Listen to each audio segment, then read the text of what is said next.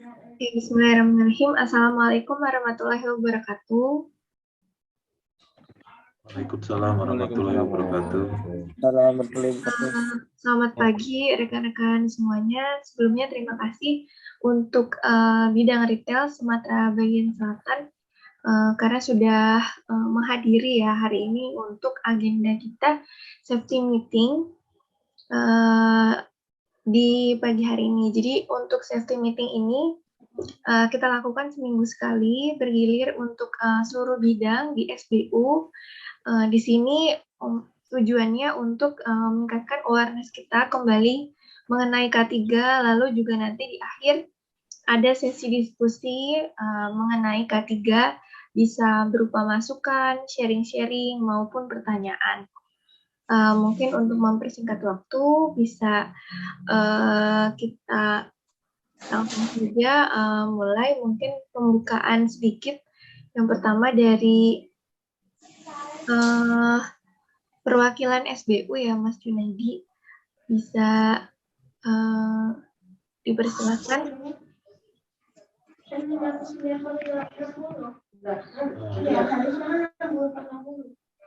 Oke, terima kasih Mbak Rika.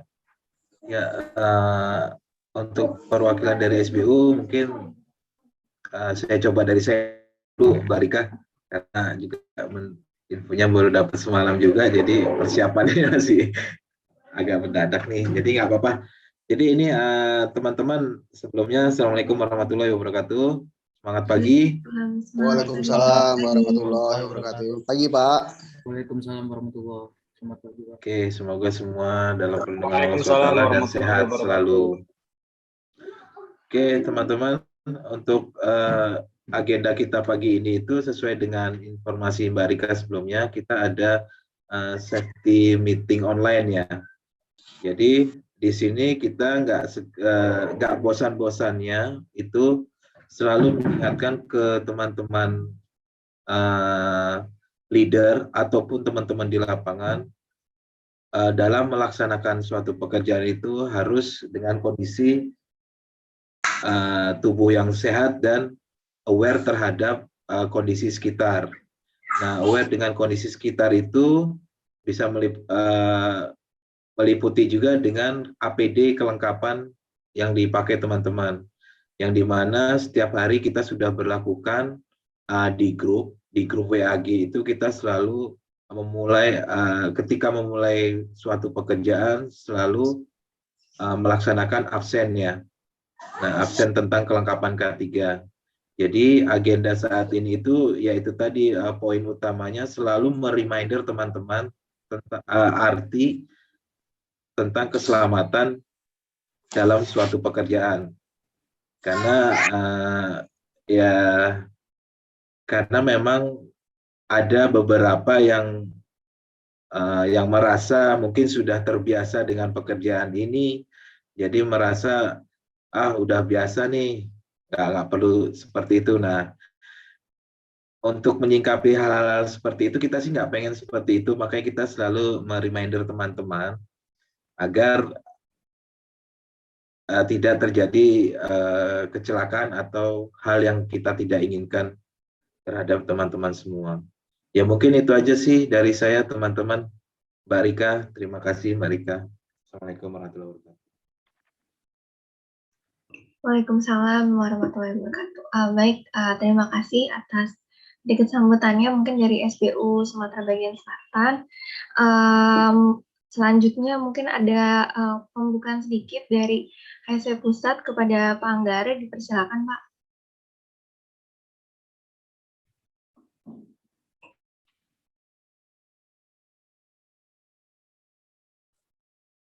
Saya ya, Mbak Rika. Iya Pak, betul. Senggara.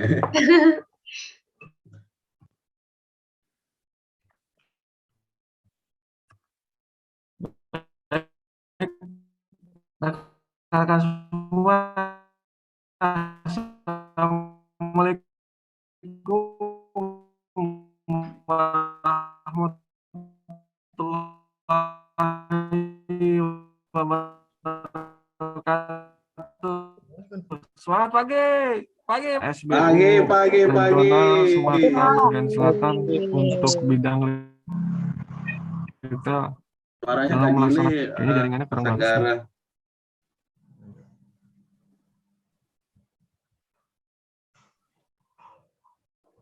Iya, sepertinya ada kendala sinyal dari Anggara ya, memang agak sulit karena sedang di untuk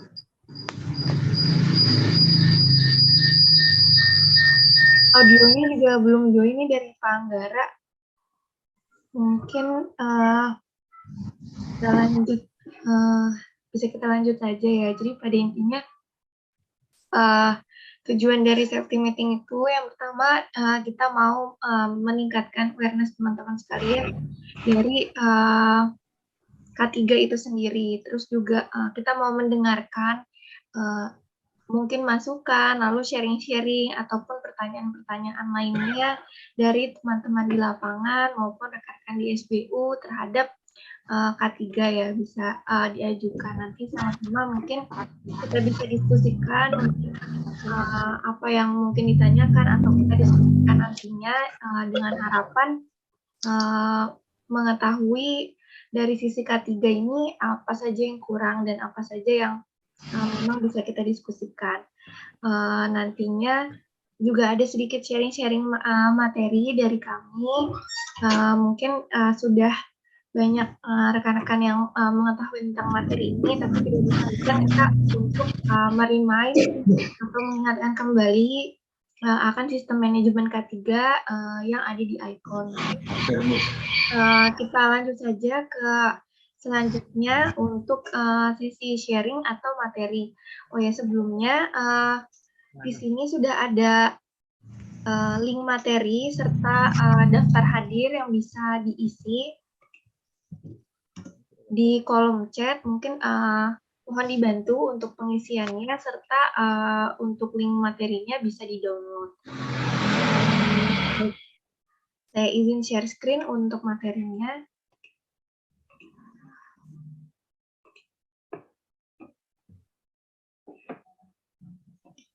Sudah terlihat di layar dan sudah terganti.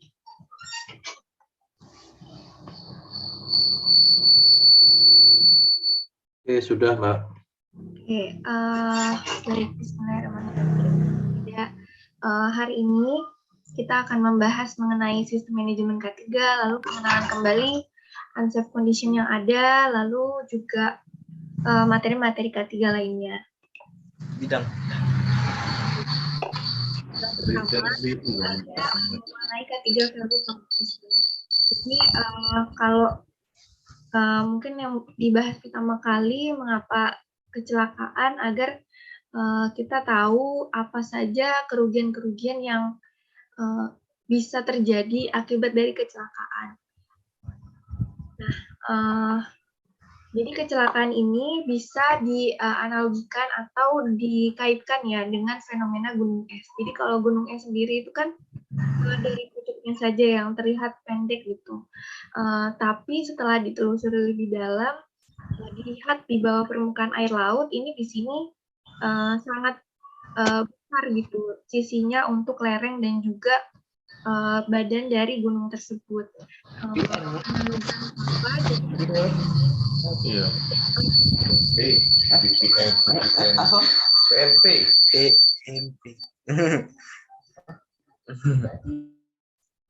Jadi untuk puncak sendiri itu yang terlihat sedikit itu dianalogikan mungkin bagi beberapa pandangan orang lain, kecelakaan sendiri hanya berupa masalah pengobatan atau gaji terhadap korban-korban yang ada. Tapi setelah ditelusuri lebih dalam, dilakukan investigasi, setelah adanya kejadian, nah itu ternyata terdapat kerugian-kerugian yang tidak memang kita tidak bisa lihat ya. Jadi setelah ditelusuri itu ada kerusakan gangguan, lalu juga dari sisi peralatan dan juga perkakas, dari produk dan material juga mengalami kerugian, lalu juga waktu untuk penyelidikan, waktu untuk mengerjakan pekerjaan lagi, menambahnya waktu karena adanya investigasi dan penyetopan dari apa pekerjaan yang kita lakukan, sehingga kita harus menambah waktu kerja yang lebih lama lagi.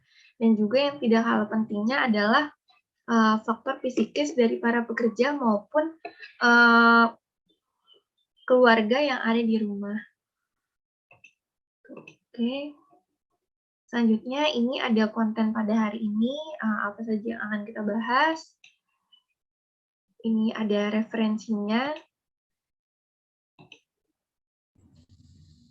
Di sini ada landasan kerja dan juga latar belakang. Jadi apa yang kita lakukan kan pastinya ada landasan maupun latar belakang yang ada. Jadi kalau landasan kerjanya sendiri, karena memang keselamatan dan kesehatan kerja ini sudah diatur di undang-undang. Terdapat juga peraturan-peraturan pemerintah yang memang khusus mengatur kesehatan dan keselamatan dari para pekerja. Masuk juga dalam target KPI Indonesia Combat Plus atau PT ICON, serta sudah terbentuknya P2K3LH yang ada di PT ICON. Latar belakangnya sendiri ini karena kita sudah mendapatkan sertifikasi SMK 3 yang dikeluarkan oleh Kemnaker, lalu standar-standar manajemen K3 dari OSAS maupun ISO. Baik, kalau kesehatan dan keselamatan kerja sendiri mungkin benar-benar harus kita pahami terlebih dahulu apa saja sih bahaya-bahaya kerja yang ada di lingkungan kerja kita, agar kita lebih aware, hal tersebut bisa menjadi bahaya untuk para pekerja maupun untuk lingkungan kerja kita sendiri. Jadi kita harus memahami bahaya-bahaya apa saja yang akan ditemui di lapangan pekerjaan. Nah, ini ada 6 bahaya yang ada di dalam suatu pekerjaan. Nah, ini ada jenis bahaya yang harus kita kenali. Jadi yang pertama ini ada bahaya mekanikal atau bahaya mekanis. Nah, seperti namanya, ini bahaya mekanikal sendiri ini berasal dari benda-benda yang bergerak.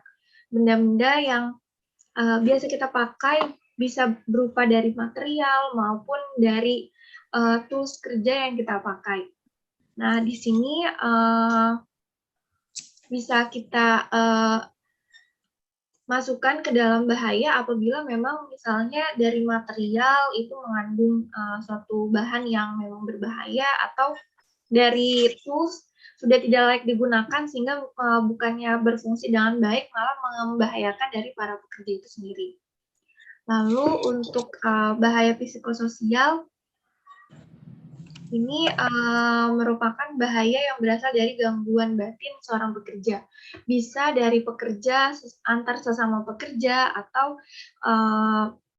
bisa dengan pekerja dengan atasan, maupun mungkin masyarakat sekitar yang mengganggu dari sisi psikis dari para pekerja.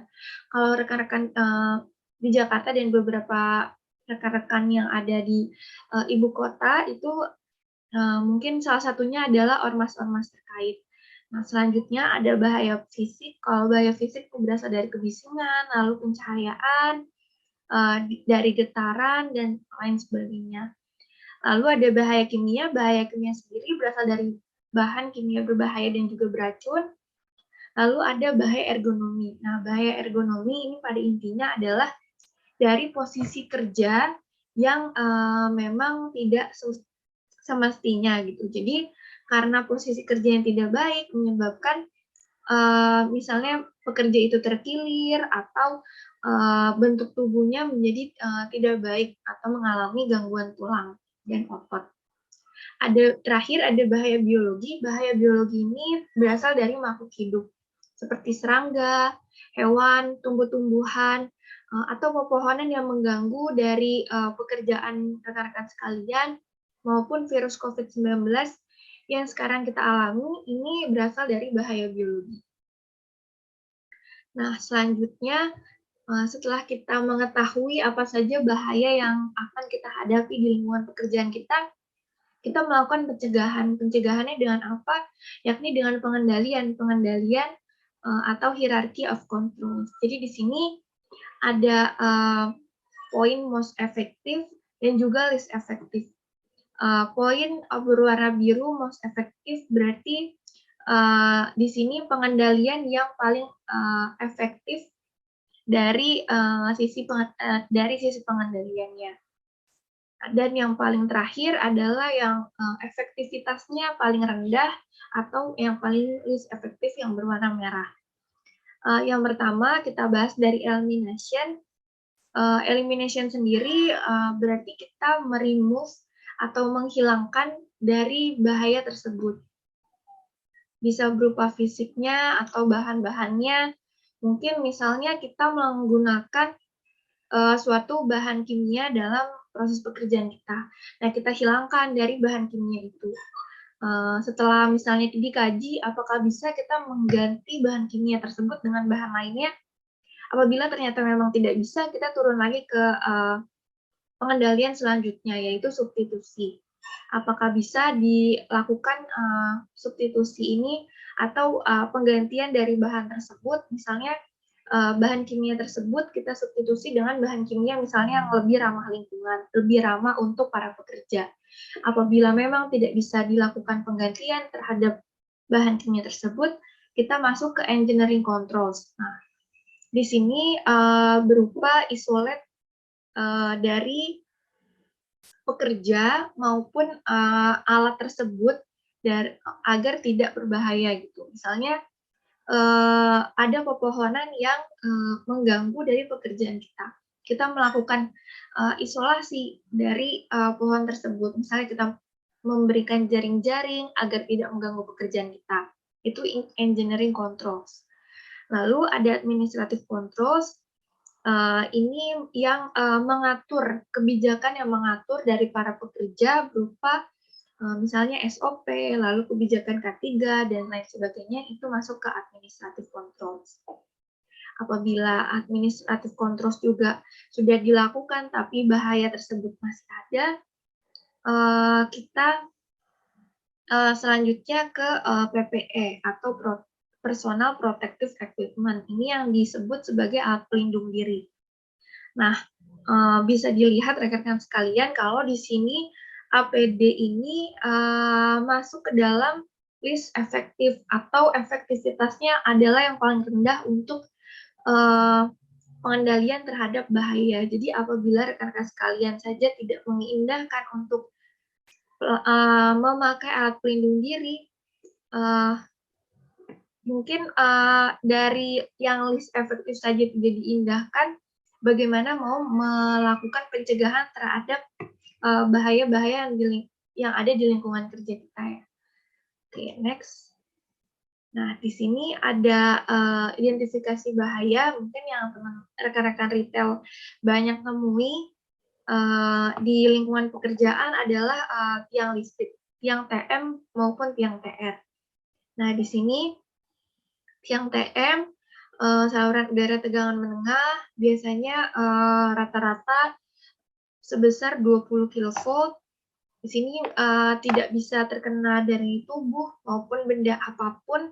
Jadi benar-benar harus kita patuhi dari jarak amannya serta pengendalian-pengendalian lainnya agar terhindar dari sengatan listrik dari 20 kV yang ada di TM.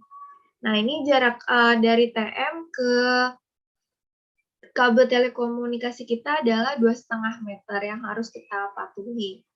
Lalu dari tegangan rendah, kebanyakan mungkin teman-teman retail ini menemuinya tegangan rendah. Nah, tegangan rendah sendiri ini tegangannya lebih rendah dari saluran dari tegangan menengah.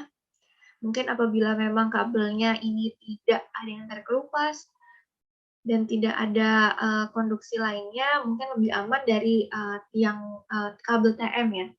Nah, ini jaraknya ini 100 cm ke kabel telekomunikasi kita. Next. Nah, selanjutnya kita masuk ke penyakit akibat kerja. Nah, selain dari sisi keselamatan, kita juga harus memahami dari sisi kesehatan kerja. Kesehatan kerja ini tidak kalah pentingnya karena mungkin rekan-rekan sekalian banyak yang tidak mengindahkan ya dari segi kesehatan kerja itu sendiri. Nah, pertama ini kalau gangguan otot dan juga tulang ini akibat pekerjaan yang berulang-ulang atau tadi dari sisi ergonomi tidak sesuai dengan posisi kerja yang benar, sehingga terdapat nyeri otot, lalu juga tulang terdapat kerusakan pada tulang. Selanjutnya ini ada infeksi. Nah, ini bisa berasal dari peralatan kerja maupun material kerja yang memang kita tidak lakukan pencegahan, misalnya rekan-rekan sekalian melakukan penarikan kabel. Nah, ini kabel itu kan dari gudang, lalu juga mungkin kotor terkena debu dan lain sebagainya. Di sana ada bakteri-bakteri lainnya dan tidak menggunakan sarung tangan saat melakukan penarikan kabel, sehingga langsung bergesekan langsung dengan kulit kita sendiri. Ternyata di sana ada bahaya untuk bakteri tersebut masuk ke dalam kulit. Lalu juga rekan-rekan yang memotong kabel fiber optik kita, nah ini apabila tidak memakai sarung tangan, ini fiber optik sendiri ada serpihan kacanya, ini bisa masuk ke dalam penembus ke kulit kita dan masuk ke dalam aliran darah. Nah, itu yang mungkin banyak yang tidak menyadarinya, hal kecil, namun ternyata mungkin kedepannya akan berdampak cukup besar bagi rekan-rekan sekalian. Selanjutnya ada kerusakan saraf otak. Di sini akibat sengatan arus listrik. Biasanya arus listrik yang cukup tinggi tegangannya langsung merusak saraf otak. Lalu ada kelainan pendengaran akibat dari kebisingan di area kerja. Penyakit mata mungkin ada akibat reaksi akibat sinar matahari yang terlalu tinggi maupun sinar-sinar lainnya yang merusak mata. Selanjutnya ada penyakit kulit.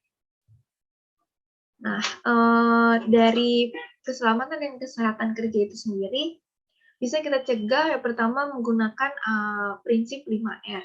Jadi 5R sendiri ada ringkas, rapi, resik, rawat, dan juga rajin. Nah, di sini selanjutnya dari kesehatan dan keselamatan kerja, dari bahaya yang ada, seperti yang tadi di hierarchy of controls, dari pengendalian sendiri yang paling terakhir bisa kita pakai adalah alat pelindung diri. Nah, di sini ada standar alat pelindung diri yang wajib digunakan oleh rekan-rekan sekalian, ada prosedur pemilihan, prosedur penggunaannya, serta pemeliharaannya. Nah, kita langsung saja lihat video ya mengenai alat pelindung diri.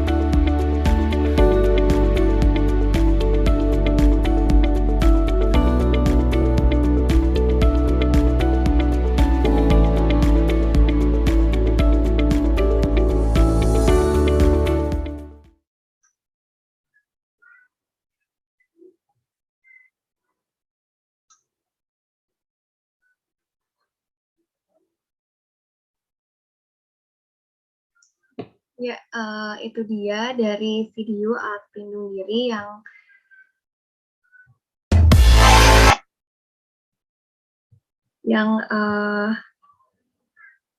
isinya di sini mengenai apa saja minimal alat pelindung diri yang harus kita gunakan setiap pekerjaan. Mungkin bisa disesuaikan ya dari sisi kacamata pelindung serta sarung tangan. Kalau dari sisi kacamata pelindung ini bisa opsional, mungkin untuk rekan-rekan yang memang harus menggunakan kacamata pelindung ini memang diwajibkan. Lalu untuk sarung tangan sendiri, apabila mungkin kalau rekan-rekan retail ini apabila memang sulit ketika menggunakan sarung tangan listrik, bisa menggunakan sarung tangan yang biasa. Lalu juga untuk safety body harness, di sini diizinkan juga untuk menggunakan safety belt. Tapi apabila memang ketinggian yang lebih dari 1,8 meter atau ketinggian yang lebih tinggi daripada tiang-tiang biasanya, ini kita rekomendasikan untuk menggunakan safety body harness. Untuk safety helmet, rompi, dan juga sepatu, ini apapun pekerjaannya, mungkin apabila hanya di rumah atau mungkin aktivasi di rumah-rumah, ini memang tetap diwajibkan untuk dipakai, kecuali memang masuk ke dalam rumah, lepas sepatu dipersilakan, tapi helm dan juga rompi atau baju kerja ini wajib untuk digunakan. Oke, kita masuk ke dalam job safety analysis. Job safety analysis sendiri ini salah satu dokumen kerja K3 yang isinya mengenai identifikasi bahaya dan juga pencegahan. Nah, tujuannya yang pertama adalah mungkin untuk kita bisa menganalisis dari sisi bahaya. Kita mengetahui tahapan-tahapan pekerjaan dari pekerjaan kita, bahayanya apa, lalu pencegahannya bagaimana, serta di sana mungkin bisa ditambahkan tools apa saja yang kita pakai dan bahaya dari tools tersebut apa. Nah, ini salah satu contoh dari job safety analisisnya. Di sini ada nama pekerjaan, tanggal, lokasinya ada di mana, tahapan pekerjaannya apa, potensi bahaya, dan juga pengendalian yang dilakukan. Selanjutnya ada work permit. Working permit ini juga salah satu dokumen kerja yang mungkin harus dilengkapi dari sisi K3. Working permit ini bermacam-macam jenisnya, lalu juga tujuannya untuk mengetahui jenis pekerjaan yang bisa dilakukan, tools apa saja yang bisa kita pakai, lalu kita checklist dari sisi bahaya-bahayanya. Nah, ini bisa kita lihat ya di dalam formnya. Ada bahayanya apa, ini bisa kita checklist, kita pilih sesuai dengan pekerjaan yang akan kita lakukan, lalu pencegahannya seperti apa, dan juga dari alat pelindung diri yang sesuai ini apa saja yang kita gunakan. Ini di checklist. Nah, selanjutnya ada fire safety protection. Di sini ada alat pemadam api ringan ya, salah satunya. Dari alat pemadam api ringan ini yang mungkin banyak kita jumpai di sekitar kita, di sini untuk digunakan pada awal terjadinya kebakaran. Nah, di sini ada cara penggunaan dari APAR itu sendiri. Yang pertama ada cabut pin pengaman yang ada di dekat tuas dari APAR itu sendiri. Lalu yang kedua adalah arahkan selang ke sumber api yang ada, lalu ditekan bagian tuasnya sehingga menyemprot ke arah sumber api yang ada. Lalu ratakan ke seluruh sumber api.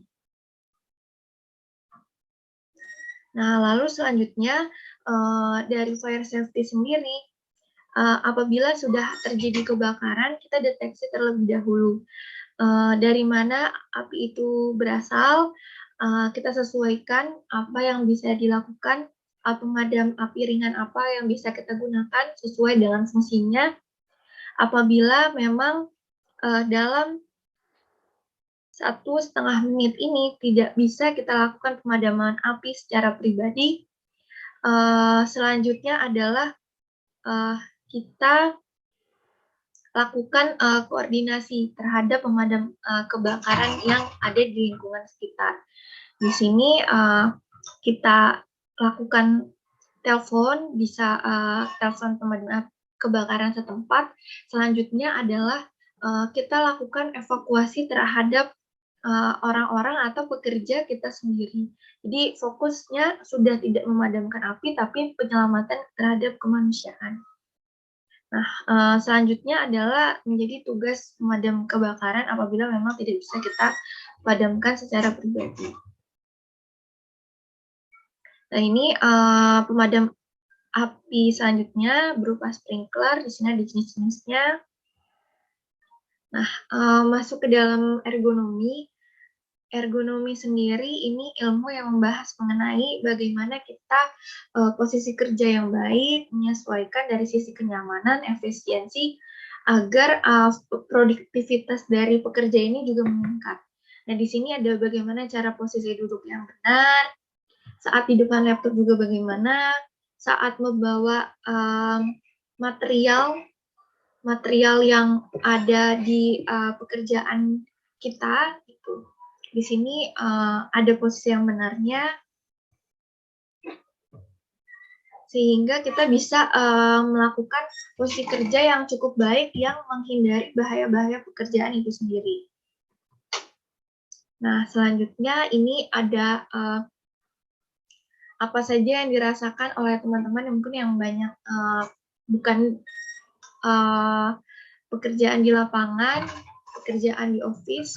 Ini ada keluhan bahu, biasanya low back pain, keluhan leher, keluhan mata, carpal tunnel syndrome, fatigue maupun stres. Nah, penyebab stres kerja juga memang bisa untuk rekan-rekan yang ada di lapangan maupun yang ada di office. Nah, di sini bisa dari ritme pekerjaan yang terlalu tinggi, partisipasi mungkin rekan kerja yang lain yang relatif rendah, kurangnya dukungan dari rekan-rekan sekalian, rekan-rekan yang lainnya, maupun pekerjaan hal-hal lainnya yang bisa menyebabkan stres kerja. Nah, di sini ada untuk manajemen stres di tempat kerja, hal-hal yang bisa dilakukan untuk manajemen stres dari pekerja. Nah, ini ada penyeimbangan hidup lingkungan sosial maupun dari sisi pekerjaan. Di sini mungkin sosialnya sendiri ini bisa mungkin melakukan sosialisasi atau ngobrol dengan rekan kerja, bertukar pikiran, dan lain sebagainya. Bisa berolahraga, makan makanan yang bergizi, melakukan hobi mungkin di weekend yang ada, istirahat yang cukup, dan lain-lain. Kita masuk ke fase sistem manajemen ketiga. Di sini ada sisi perencanaan, pelaksanaan, maupun pengawasan. Dari sisi perencanaan, mungkin sudah banyak yang mengetahui perencanaan sendiri ini berarti berada di sebelum melakukan pekerjaan. Rekan-rekan sekalian, safety briefing ini wajib dilakukan sebelum melakukan pekerjaan. Sudah banyak yang melakukan safety briefing, namun mungkin kita harapkan ke depannya dari sisi isian atau penyampaian dari safety briefing sendiri ini bisa di-upgrade. Nah, ini yang mau ditunjukkan mengenai alur pelaksanaan safety briefing di poin nomor 2. Banyak rekan-rekan yang isi dari safety briefingnya ini berdoa, lalu jargon, dan juga lalu selesai gitu ya. Nah, kita harapkan dari poin nomor 2 ini bisa rekan-rekan sekalian lakukan saat safety briefing.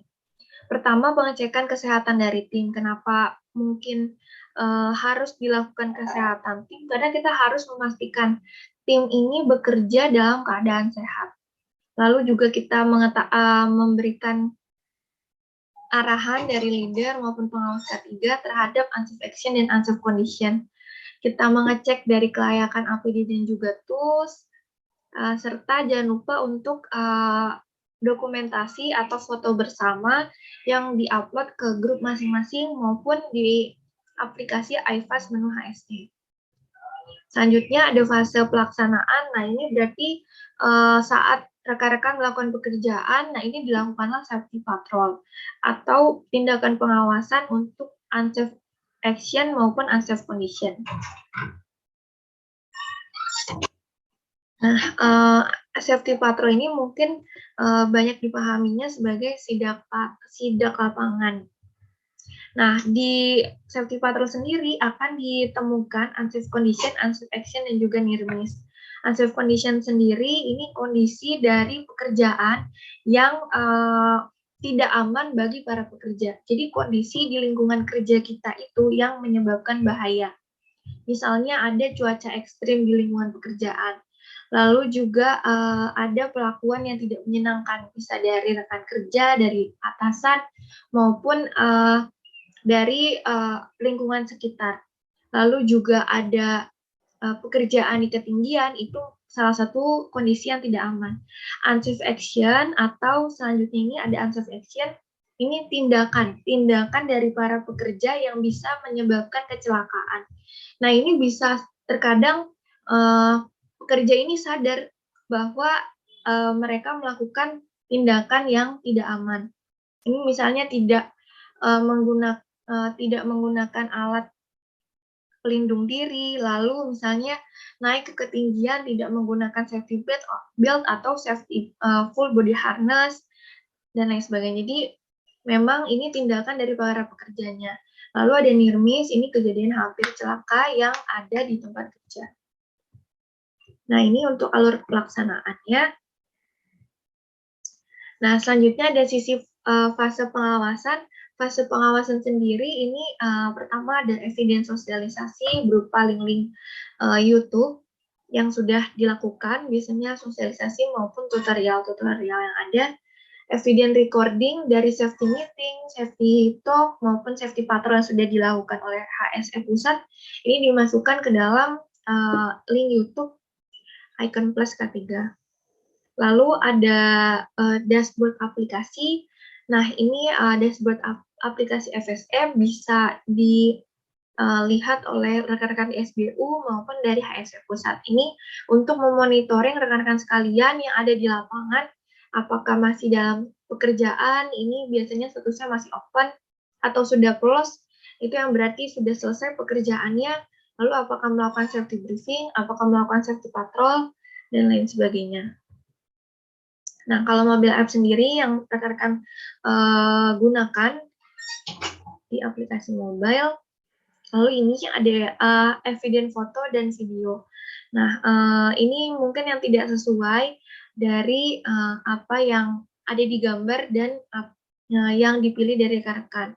Ada beberapa rekan-rekan yang memang upload safety briefing, namun fotonya ini bukan saat rekan-rekan sekalian melakukan safety briefing, jadi tidak sesuai evidence dan fotonya terhadap yang diupload. Nah, selanjutnya ini video aktivasi retail yang sudah sesuai dengan aspek K3. Di sini videonya saat kondisi hujan yang relatif ringan.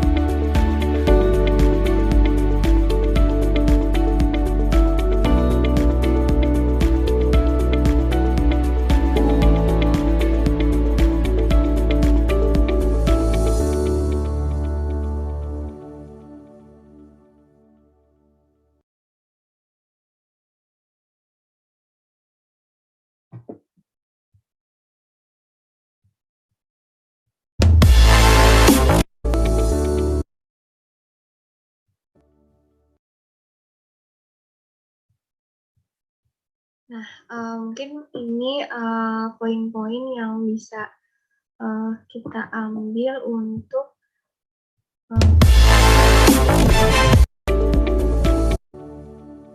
video terakhir ini ya. Jadi pekerjaan tetap dapat dilakukan saat kondisi hujan dengan memang intensitas yang cukup ringan dengan memperhatikan hal sebagai berikut. Jadi pastikan tiang dan area sekitar ini tidak bertegangan, pastikan jarak aman dengan antar para pekerja dan saluran udara tegangan menengah. Lalu juga pastikan memakai alat pelindung diri yang sudah lengkap dan sesuai, serta pastikan tangga teleskopik sudah dilakukan.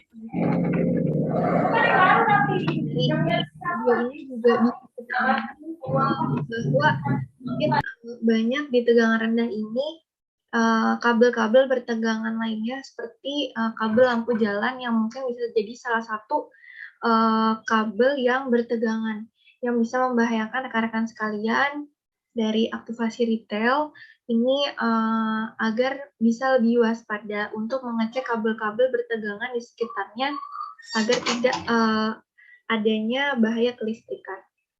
Mungkin itu terakhir dari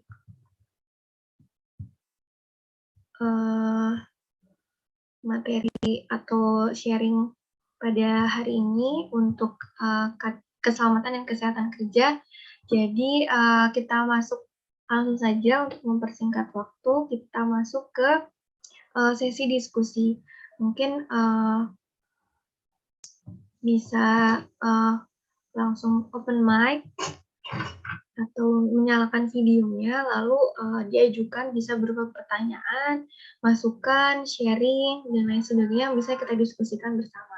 Dipersilakan kepada rekan-rekan mitra sekalian. Ya Mbak, saya Yudi Mbak dari PT MSA Pak. Ya, silakan Mas Yudi. Iya, makasih Mbak, penjelasannya cukup menarik. Untuk di sini kan di sisi K3 kan yang diutamakan keselamatan kerjanya ya. Baik kondisi situasi seperti apapun ya diutamakan adalah keselamatan kerjanya. Nah, langkah-langkah pertolongan pertama apa sih yang harus kita lakukan apabila ada salah satu rekan kerja kita yang posisinya kan memang kan tadi udah Mbak menjelaskan ya, titik amannya adalah di sini untuk dalam satu instalasi di tiang ya. Iya. Kurang lebih 2,5 meter ya ke bawah ya tadi ya. Dari untuk tegangan menengah 2 meter. Betul, tegangan menengah ya. Nah, itu kan sekitar 2,5 meter. Nah, apabila kondisinya kan kadang-kadang mohon maaf ya, kita di sini kan dituntut untuk agak lebih tinggi ya. Nah, apakah dan pertama ya, apa yang kita lakukan apabila dari rekan kerja kita atau tim yang dipush dari pihak manajemennya untuk melakukan itu lebih tinggi, dan apa yang kita lakukan pertama itu Ibu. Terus kedua adalah langkah pertolongan pertama apa apabila tim kita tersengat listrik ya kan. Mungkin ada range kekuatan fisik kita ya kan, ada ion plus minusnya kan dalam tubuh kita ya, yang bisa tegangan berapa sih yang aman untuk tubuh kita, dan berapa volt sih yang tidak boleh disentuh oleh tubuh kita, seperti itu kan. Hanya tadi kan gambarannya kita hanya melihat tes pen aja ya, jadi tesnya adalah berupa tes pen aja. Nah, seperti itu kan kadang-kadang ada arusnya, memang mungkin ada arus listrik yang kecil dan itu bisa kita pegang dan itu aman, ada kan ya. Tapi ada juga yang sifatnya besar seperti itu. Mohon penjelasannya Mbak, terima kasih Mbak. Oke. Baik, terima kasih Mas Yudi dari MSA ya? Iya, betul. Terima kasih Mbak, sama-sama Mbak. Oke.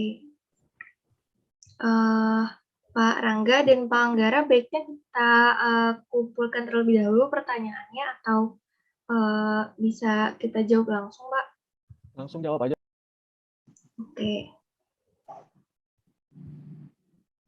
Untuk langkah, mungkin yang pertama ya, langkah yang bisa kita lakukan saat ada kecelakaan kerja dari rekan-rekan sekalian. Ini case-nya di tegangan rendah atau bagaimana Mas kecelakaannya untuk pekerjanya? Ya Mbak, di tegangan yang TM aja yang biasa kita lakukan biasa sih Mbak. Oke, berarti kalau di Sumatera sendiri memang banyak, walaupun retail ini banyaknya di tegangan menengah ya? Sebagian besar sih kami aktivasi di bagian menengah Mbak. Oke. Mungkin untuk tegangan menengah, ini kan memang kekuatan tegangannya lebih besar daripada tegangan rendah 20 kV dan memang benar-benar apabila terkena tubuh, pastinya orang yang pertama kali terkena tegangan itu masih ada arus di dalam tubuhnya, dan apabila memang rekan kerjanya misalnya melakukan sentuhan langsung ke rekan kerjanya yang terkena tegangan tersebut, ini ada bisa apa ya, ada tegangan juga yang bakal terkena ke lainnya gitu, istilahnya kalau bahasa kita menyambar gitu ya dari sisi tegangannya itu. Jadi hal pertama yang dilakukan adalah ya memang tidak bisa langsung kita tarik atau lakukan pertolongan pertama seperti misalnya ada luka atau terjatuh dari ketinggian. Kalau terjatuh dari ketinggian, kita bisa melakukan pertolongan pertama yang memang misalnya dari sisi kita cek dari saluran pernapasannya, lalu kita cek dari nadinya apakah masih dari kekuatan dari jantungnya itu masih berdetak atau tidak. Nah, berbeda dengan rekan-rekan yang memang tersengat arus listrik di tegangan menengah. Ini tidak bisa kita sentuh secara langsung. Jadi langkah pertama yang pastinya harus menelpon ke pelayanan kesehatan terdekat. Jadi memang karena ini melakukan suatu perawatan yang khusus, kita tidak bisa sembarangan untuk melakukan pertolongan pertama. Jadi telepon untuk pelayanan kesehatan terdekat, lalu kita lihat kondisinya seperti apa, tidak langsung kita sentuh langsung rekan kerja tersebut, kita pastikan kondisi di sekitar dari korban tersebut memang aman atau tidak ada bahaya lain yang bisa membahayakan dari korban tersebut. Lalu untuk jarak aman, nah ini beberapa memang banyak ya yang menanyakan dari apabila memang jarak aman kita 2,5 meter terhadap tegangan menengah dan kita melakukan pekerjaan lebih tinggi daripada itu, karena ini tegangan menengah yang benar-benar mungkin dari sisi benda saja tidak bisa terkena oleh kabel tersebut, benar-benar tegangan yang cukup tinggi. Nah, itu memang dari sisi jarak aman harus benar-benar diperhatikan sih.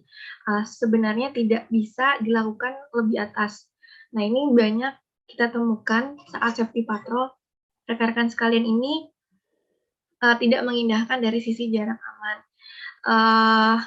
Mungkin lalu juga dari sisi alat pelindung diri tidak mumpuni untuk melakukan pekerjaan di tegangan menengah. Misalnya tidak memakai sarung tangan listrik, kelistrikan, lalu juga dari sisi tangga masih aluminium, lalu tidak menggunakan safety belt. Nah, ini juga dari sisi alat pelindung diri tidak mumpuni untuk pekerjaan di tegangan menengah.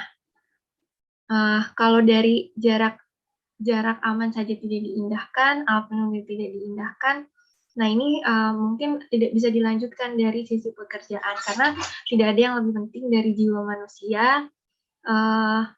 Terlebih sudah ada suatu kecelakaan juga yang diakibatkan di tegangan menengah saat memanjangkan tangganya. Ini jadi mereka itu posisinya memanjangkan tangga di bawah. Memanjangkan tangga di bawah ketika sudah memanjangkan tangga di bawah, disenderkan pada tiang, ternyata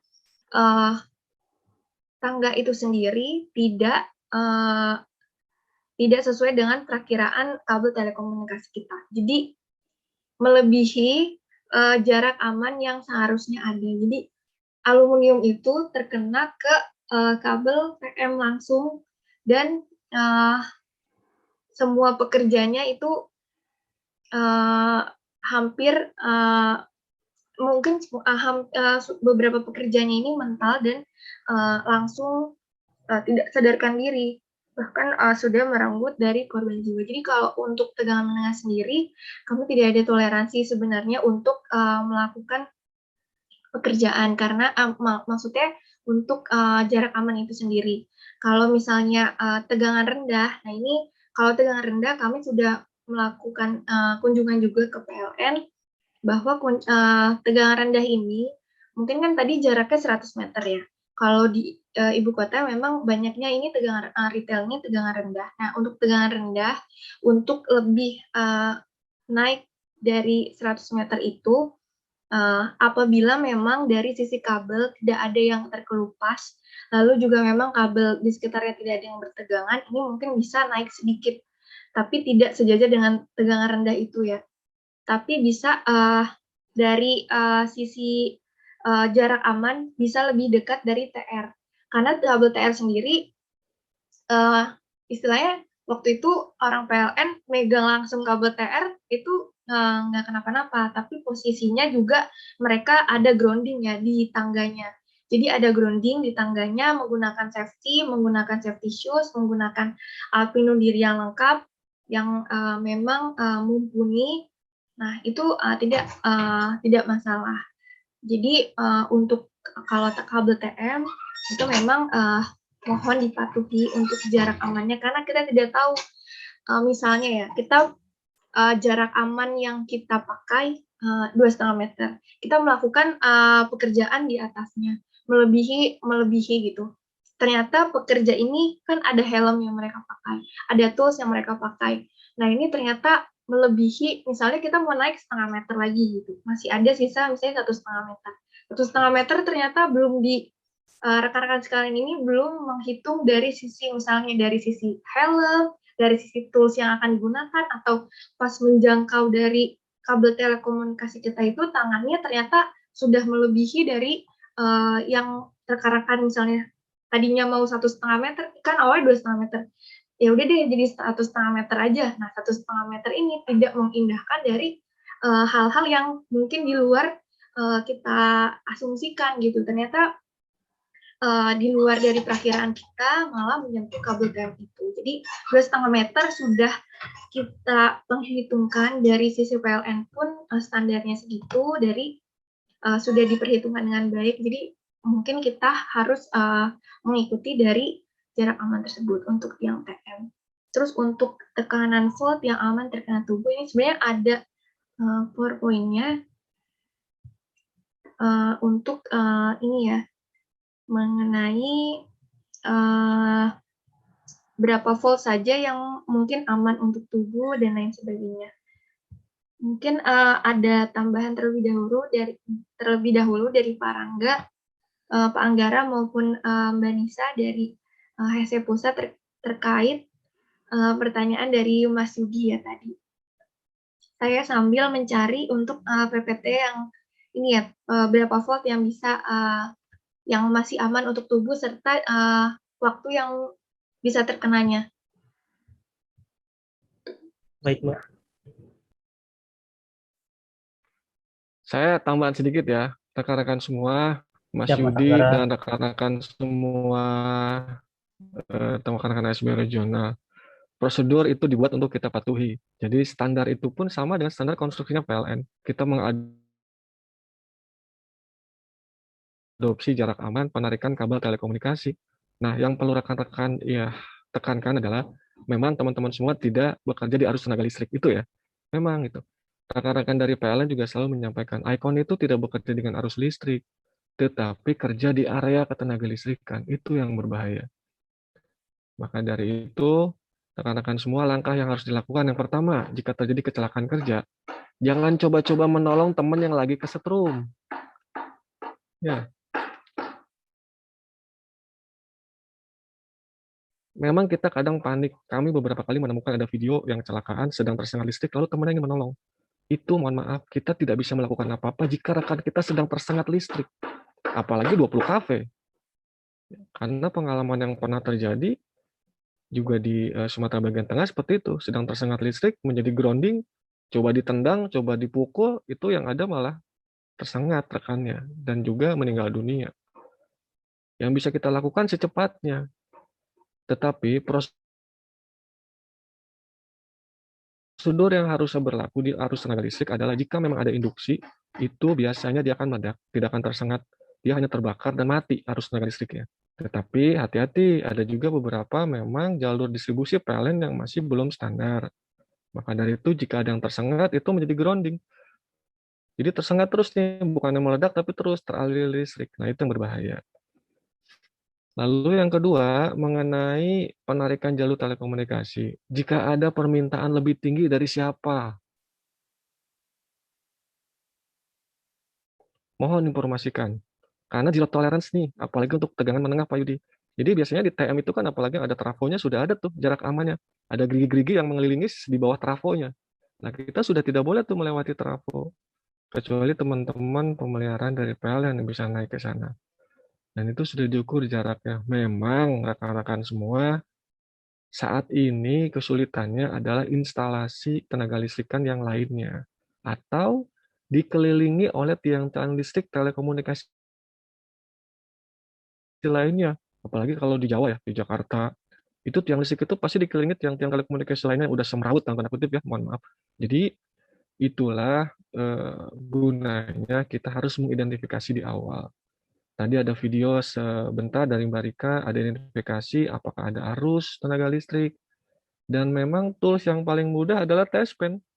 Tidak ada lagi, karena kita tidak mempunyai tools-tools lain untuk memeriksa arus tenaga listrik. Kenapa sih Pak kita harus memeriksa dulu apakah ada arus atau tidak? Itu poin yang penting, identifikasi di awal, karena kita tidak pernah tahu, khususnya teman-teman semua bekerja di tiang menengah, apalagi yang masih berbentuk besi, tiang-tiang tegangan menengah yang besi. Kalau yang beton mungkin tidak selalu. Dan apalagi jika tiang listrik tersebut itu dicantolkan PJU atau penerangan jalan umum. Nah, ini kan kadang ada kabel yang masuk ke lampu ya. Dan disitulah kadang-kadang ada arus-arus tenaga listrik. Dan kami juga coba cek tuh beberapa kali ya. Oh, ada arus nih. Apalagi kalau ngecekan identifikasi adanya arus atau tidak, walaupun kita tidak berhubungan dengan arus tenaga listrik. Kita tidak boleh pegang arus kabel, kita tidak boleh berhubungan dengan trafo TM, dan lain sebagainya. Tetapi kemungkinan ada arus tenaga listrik di sekitarnya yang dapat membahayakan kita. Jadi mohon dengan sangat rekan-rekan semua, jika memang gitu ada permintaan, ini lebih ke atas lagi Pak, mohon maaf ini sudah menjadi aturan, bahwa jarak tertentu adalah jarak aman untuk penarikan telekomunikasi atau kabel FU kita. Nanti kalau kita juga ketahuan sama aset owner atau PLN, kita juga yang kena sanksi. Kenapa itu? Nariknya masih di atas yang ditentukan. Nah, nanti malah diputus dan lain sebagainya. Itu tambahan dari saya, rekan-rekan semua. Tetap semangat, jangan khawatir. Tetap kita saling mengingatkan saja bahwa betapa pentingnya keselamatan kesehatan kerja. Terima kasih. Silakan Mbak Rika, Mas Yudi, terima kasih rekan-rekan semua. Ya Pak, terima kasih Pak. Baik. Terima kasih juga Pak Anggara. Nah, ini mungkin terakhir ya jawaban untuk uh, yang tadi ditanyakan untuk jarak aman yang di luar jangkauan maupun tegangan sentuh yang diizinkan. Nah, di sini sudah ada kurang dari 50 volt itu tidak ada waktu maksimumnya. Gambarnya kurang jelas Mbak Rika. Kurang jelas ya? Iya. Sudah terlihat? Yang pertama sih jelas tadi. Yang pertama, sebentar. Ini sudah jelas? Bukan yang pertama kali tadi pas masuk slide. Oh ya, sebentar. Coba ya, saya coba share ulang. Nah, ini sudah terlihat? Belum jelas juga ya? Kelihatan tapi emang blur ya. Agak blur ya? Iya. Di jaringannya nih, mohon maaf. Iya, Mbak. Nah, saya bacakan aja ya. Untuk 50 volt Ini waktu maksimumnya adalah 5 detik, 75 volt ini 1 detik, 90 volt 0,5 detik, 110 volt 0,2 detik, 150 volt 0,1 detik, 220 volt 0,05 detik, 280 volt 0,03 detik. Nah, untuk jarak amannya sendiri 1 kilovolt ini 50 cm, 12 kilovolt 60 cm, 20 kilovolt 75 cm, 70 kilovolt 100 cm, 150 kilovolt 125 cm, 220 kilovolt 160 cm, 500 kilovolt 300 cm. Nah, ini mungkin jarak sentimeternya belum terhitung apabila ada tegangan rendah ya. Berarti kalau ada tegangan rendah, kita tambahkan lagi dari sentimeternya. Mungkin itu ya Mas Yudi Iya. untuk Berarti tadi Mbak, maaf ya, tanya dikit ya. Ya, tadi kan ukurannya tadi ada yang 50 volt ya, ada 6 detik ya. 50 volt 5 detik itu waktu maksimum yang diizinkan. Oh, maksudnya itu kekuatan tahan tubuh ya yang Ya, masih bisa bertahan ya. Jadi ya. si jantung itu masih bisa berdetak ya. Maksudnya lebih dari 6 detik itu dia masih bisa, sebenarnya masih ada harapan hidup ya kalau misalkan jatuh kan gitu ya, mohon maaf ya. Jatuh terus kita kan Ya, melakukan tapi pertolongan ya. gini, Oh, nggak bisa apa, ya. Mas Yudi, Oh ya, siapa? nggak bisa. Jadi itu kan hanya secara teori ya. Oh, Secara teori. teori bahwa kita dapat bersentuhan dengan sekian tegangan itu kita masih bisa bertahan. Tetapi jangan coba-coba ya. Apalagi udah 20.000 volt ya. Kita Iya, 20 kV itu jangankan kita bersentuhan, kita berdekatan saya sudah pasti ada induksinya. Rambut iya. kita sudah naik-naik tuh gitu. Nah, itu kan secara teori saja itu pun nggak sampai 1000 volt ya. Sedangkan kita berhubungannya kan dengan 1000 volt di tegangan rendah ya. 1000 volt sampai tegangan menengahnya 20.000 volt atau 20 kilovolt. Nah, itu sudah nggak masuk Iya. teori lagi tuh sebetulnya. Gitu.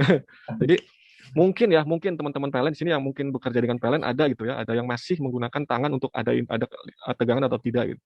Tetapi ya itu hanya orang-orang ahli lah ya, Iya. orang-orang ahli yang memang mereka punya kompetensi dan pengalaman yang sangat tinggi. Kalau kita kan memang di bidang telekomunikasi, jadi cukup identifikasi ada harus atau tidak. Kalau ada lebih baik berhentikan dulu pekerjaannya dan laporkan saja dulu ke teman-teman SB regional bahwa tiang tersebut terdapat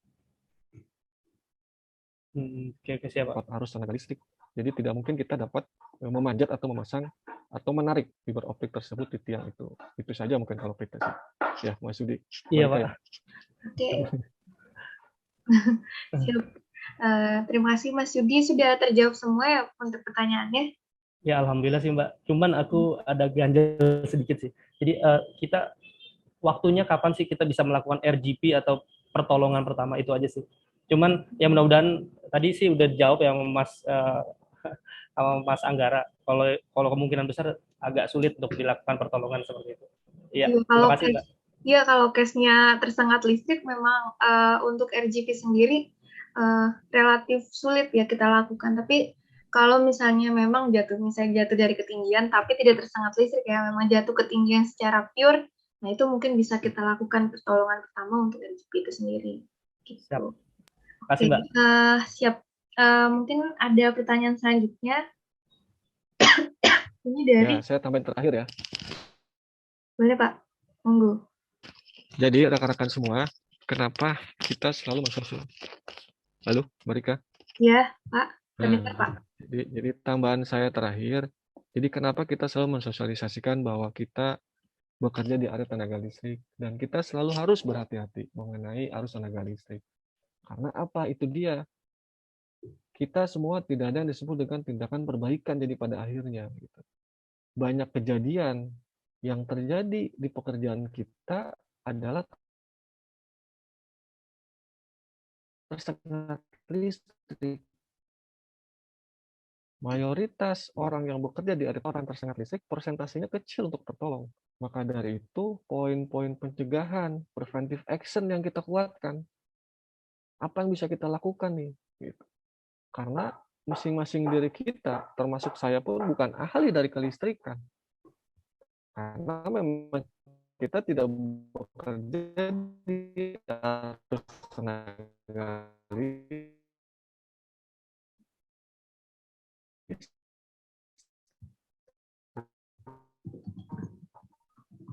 Kita tidak perlu menjadi ahli safe condition skill. Apalagi sekarang sudah ada juga aplikasi yang memonitoring itu.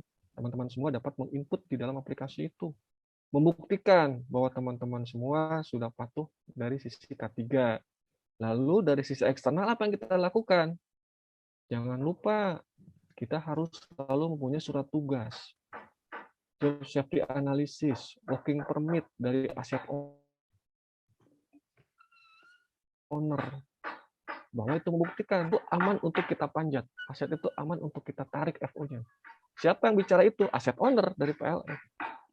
Maka dari itu kalau kami sidak setiap siang safety patrol, yang kami tanyakan awal adalah mana working permit-nya, izin kerja Anda mana? Kalau Anda tidak punya izin kerja, berarti tidak ada approval dari si aset owner. Aset owner atau yang punya tiang listrik bukan Icon, tapi PLN. Disitulah kita melibatkan orang yang punya aset untuk menandatangani dan menginformasikan bahwa tiang yang akan kita panjat aman. Nah, karena mereka pun pasti tidak akan sembarangan. Jika ada tiang-tiang yang tidak aman atau belum ada perbaikan, mereka tidak akan memberikan izin untuk kita lakukan atau penarikan di tiang tersebut. Jadi itu ya dari saya poinnya, kita lakukan tindakan pencegahan preventif semaksimal mungkin, karena sekali lagi persentase kecelakaan di PLN pun paling banyak adalah tersengat listrik, termasuk mitra-mitra PLN, termasuk juga anak perusahaan dan rekan-rekan yang memanfaatkan. Tuh dari saya, silakan dilanjut Marika. Mas Yudi, terima kasih ya atas atensi. Terima kasih Pak Anggara tambahannya. Ini kita lanjut ke pertanyaan berikutnya dari Mas Al-Khairi. Ini mau saya bacakan atau bisa ini Mas bisa menyalakan audio atau kameranya gitu untuk mengajukan pertanyaannya.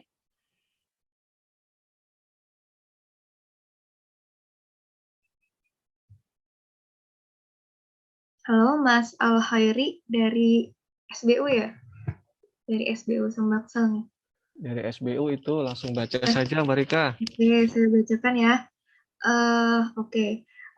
Bagaimana jika terjadi pelanggaran UU Undang-Undang K3, misalnya pengusaha atau mitra tidak menyiapkan alat keselamatan kerja bagi para pekerjanya? Apa yang akan dilakukan oleh Icon Plus?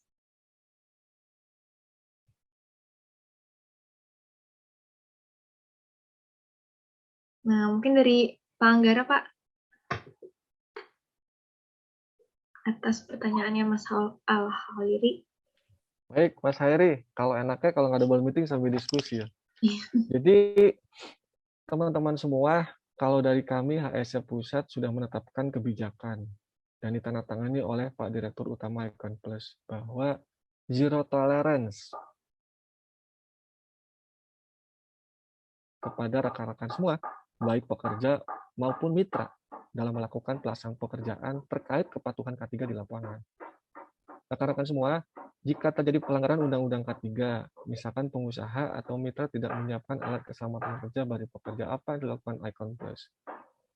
Kami sudah mengingatkan, kami selaku pemberi kerja Icon Plus ini kepada seluruh mitra, sudah selalu mengingatkan dari 3 aspek.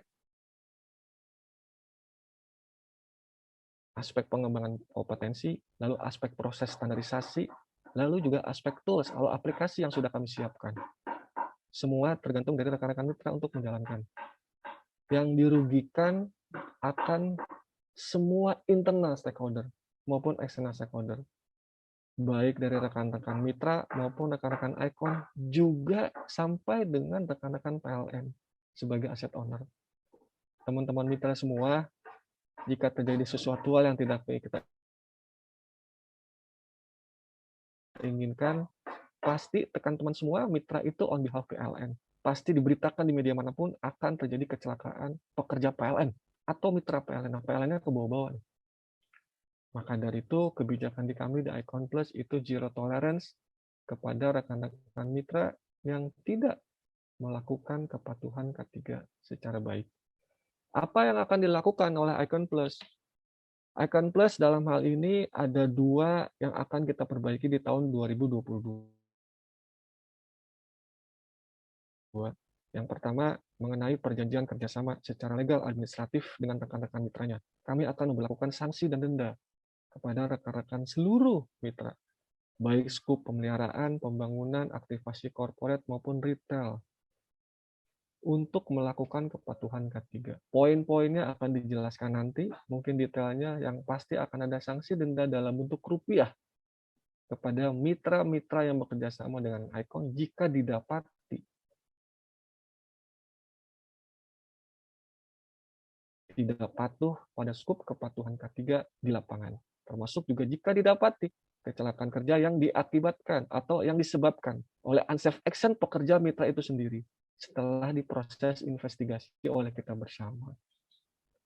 Lalu tindakan yang akan kami lakukan untuk perbaikan ke depan adalah kita akan assessment mengenai kontraktor safety management system. Nah, di sini rekan-rekan mitra akan diuji kembali, walaupun sudah menjalani kontrak dengan Icon. Seberapa jauh kompetensi safety management dari PT, PT, atau mitra-mitra yang bekerja sama dengan Icon. Dan ini terkait juga keberlangsungan antara kerjasama mitra-mitra dengan Icon, baik yang sedang berjalan maupun yang akan datang. Ini semua demi untuk perbaikan kita bersama. Begitupun dengan Icon, Bapak Ibu. Icon pun sama diberlakukan oleh seluruh pemberi kerjanya, baik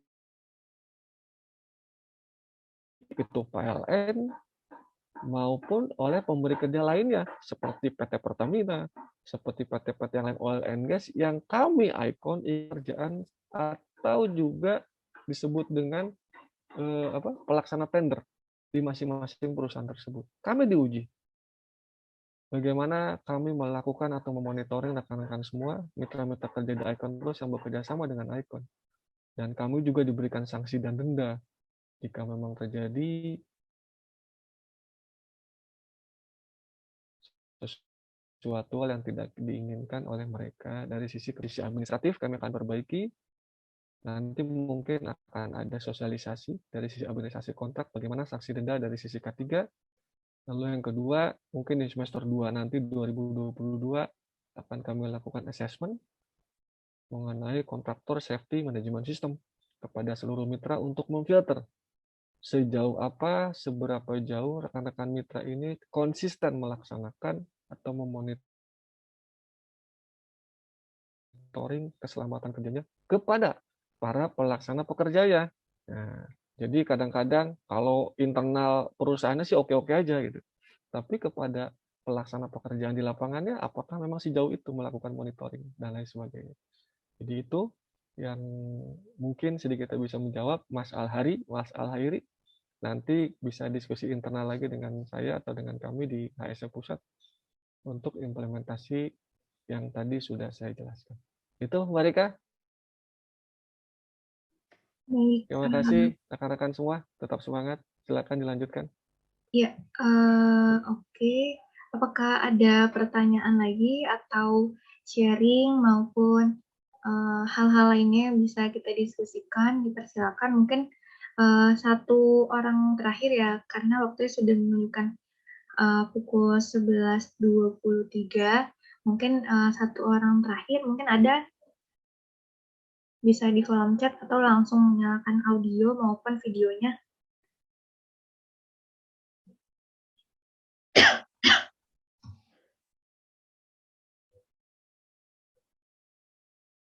Dari rekan-rekan mitra sekalian, mungkin ada, atau dari rekan SBU.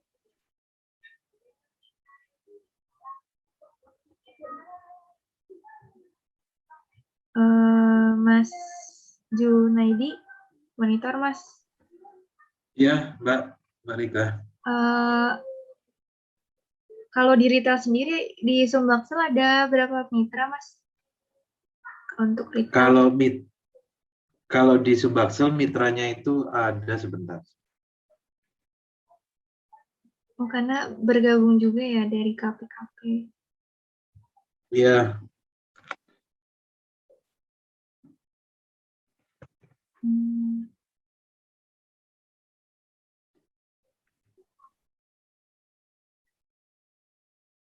Kalau aktivasi retail di sana ini ada beberapa yang bertemu dengan kabel ini ya, tiang TM ya Mas. Kalau di Jakarta kan kebanyakan memang retailnya yang tegangan rendah. iya tiang ya kita ada tiang TRTM ya pasti ya. Beberapa memang kan masih jadi satu tiang TR sama TM. Seperti itu sih. Jadi ya tapi kalau kalau untuk kabel drop core retail itu kan dia nggak sampai melebihi kabel B2B, kabel besar itu dia selalu di bawah kabel TR untuk instalasinya. Ya mungkin tadi kalau pertanyaan Mas Yudi tadi lebih mengarah ketika ada penarikan feeder kayaknya sih. Hmm. Seperti itu. Tapi kalau untuk DW sih nggak masih sesuai SOP sih.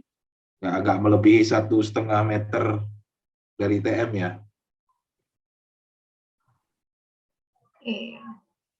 Mungkin ada satu penanya terakhir atau masukan terhadap kami atas misalnya kalau aplikasi sudah rekan-rekan sudah pakai aplikasi iFast, Mas.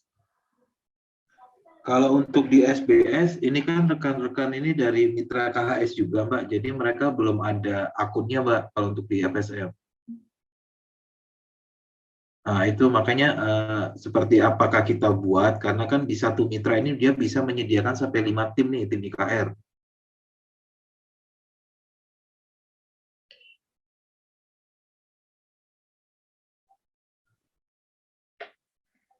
Nah, jadi kalau di Subaksel sendiri ada 6 mitra.